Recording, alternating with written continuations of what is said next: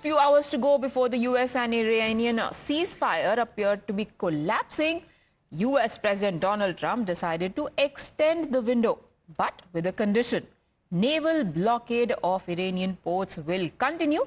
Trump has also made it clear that the ceasefire will hold only until Iran submits a proposal for talks and until those discussions are concluded. Trump has extended the ceasefire, and there are big takeaways that one has to now summarize from this, because remember, this comes even as the peace talks second round was in a limbo after a lot of back and forth on whether J.D. Vance and his team are going to be in Islamabad or the Iranian authorities are going to turn up. Eventually, we realized that J.D. Vance had put his trip on hold. Iran had throughout been saying we are not going to go. In the middle of all that, Trump came up and made the announcement that this ceasefire is going to continue indefinitely for now. So what are the big takeaways from this significant development? This is what Trump said in his statement, based on the fact that the government of Iran is fractured. Upon the request of Asim Munir and Shehbaz Sharif, we have been asked to hold our attack on Iran. Now, this is a familiar template.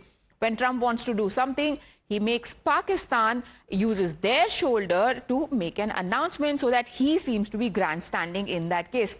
He says, asked to hold back till Iran gives a unified proposal. Not saying that this is his idea, because he's fast running out of options, but that Pakistan said so and he very graciously accepted.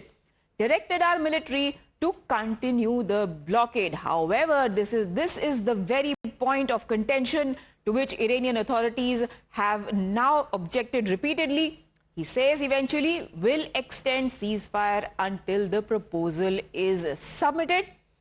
That is the statement that came in from Donald Trump.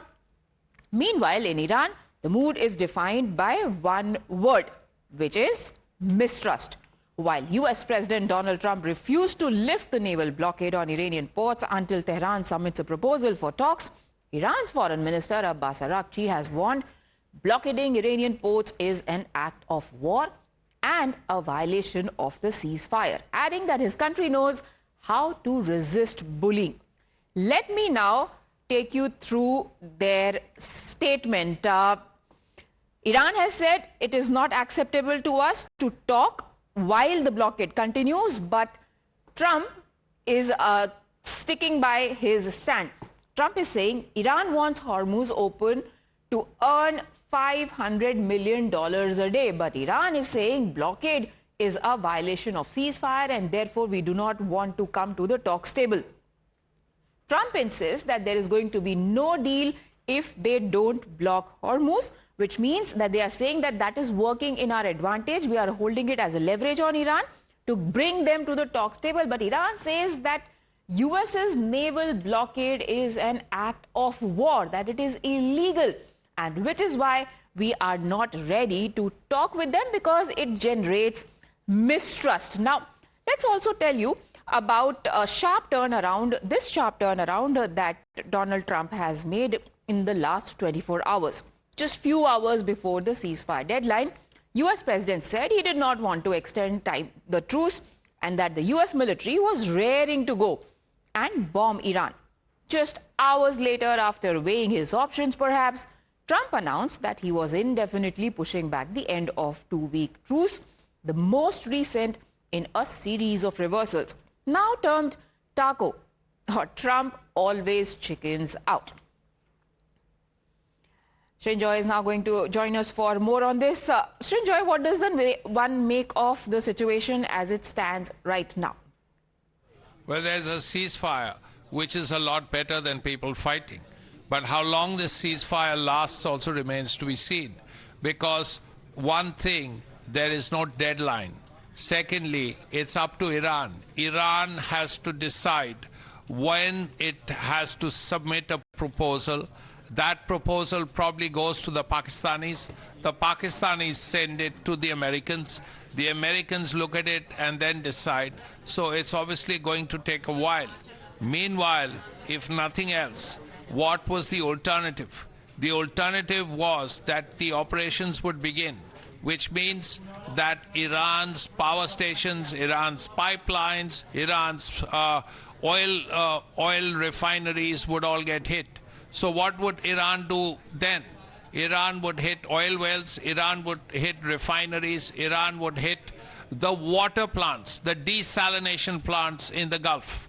Now that would be, on both sides, huge levels of damage would have happened, and both sides would have suffered enormously. Think all the Gulf states, Israel, even Iraq, all of these countries would have been very badly hit.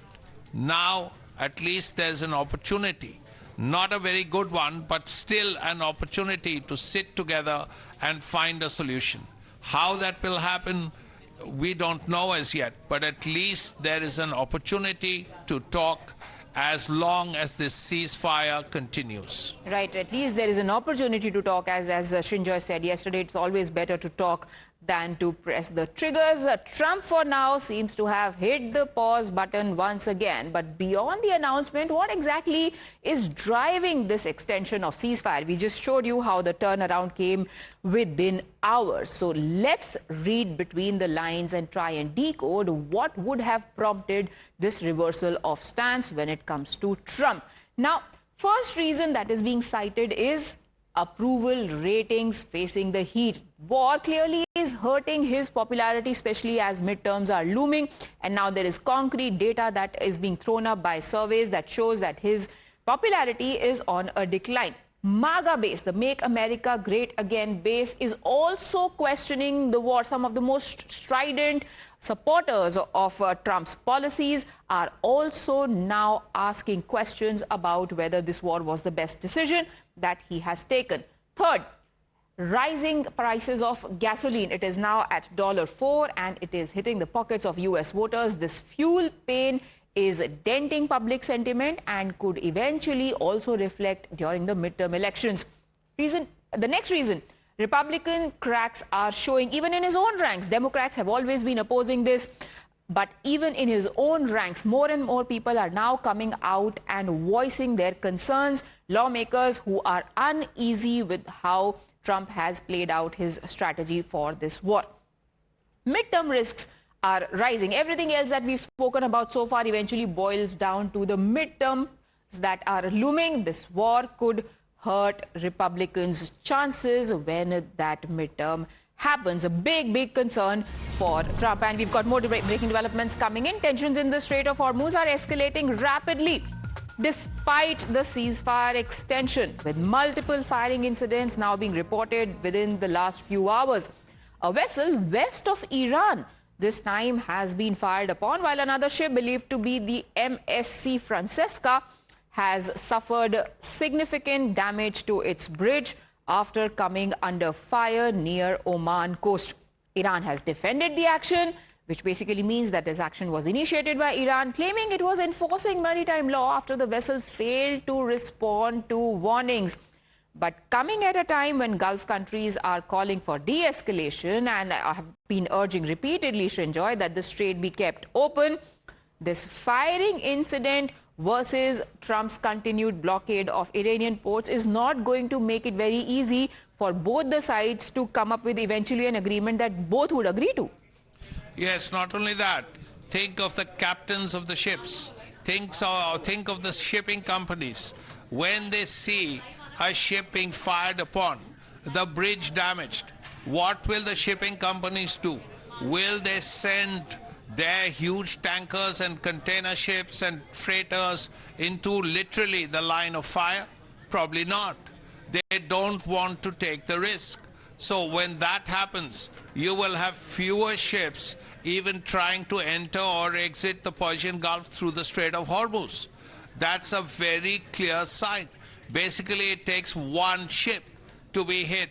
Now, if there is a big tanker that is hit and it sustains enormous damage, then no ship will get anywhere near the Strait of Hormuz, which means that for all these countries that are exporting crude oil and natural gas, it will be a setback. And for all these countries that are importing it, particularly China, India, Japan, South Korea, it would be a huge problem. Right. Both sides have decided to use their naval prowess and the control on straits as bargaining points in this conversation. Thank you, Srinjay, for joining us. We shift our